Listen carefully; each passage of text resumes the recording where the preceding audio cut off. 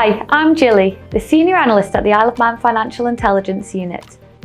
As the island has moved into a second lockdown due to the global coronavirus pandemic, we thought this would be a good time to reflect on the impact it has had on financial crime and money laundering on the Isle of Man.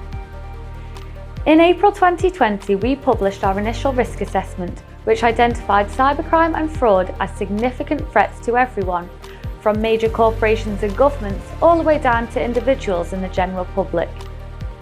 The risk of perpetrators of these crimes on island is lower than the risk of victims being on island, so it is important that everyone remains vigilant in these times, especially when criminals are looking to exploit the pandemic for their own gains.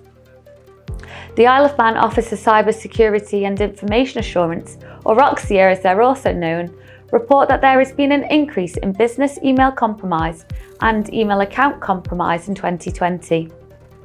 The criminals behind these schemes infiltrate the victim's email system and impersonate the sender to obtain funds or data from the person that they email. Our first risk assessment identified that counterfeit goods and services were also a risk to everyone worldwide. Research indicates that counterfeiting medical goods is still considered a significant threat globally.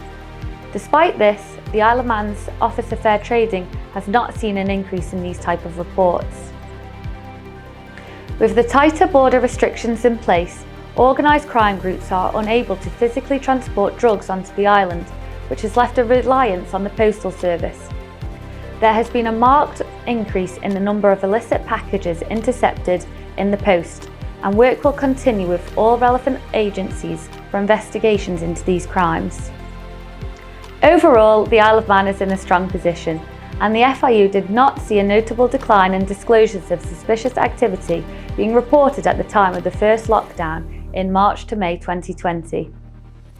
The Isle of Man authorities and the regulated sector have shown a level of robustness which is demonstrated in the steady levels of reporting, as well as the protection of the Isle of Man public against cybercrime and fraud. The low levels that have been reported by the relevant government departments and the limited number of disclosures suspecting these crimes submitted to the FIU confirm that the risk of money laundering and financial crime relating to COVID-19 on the island is low.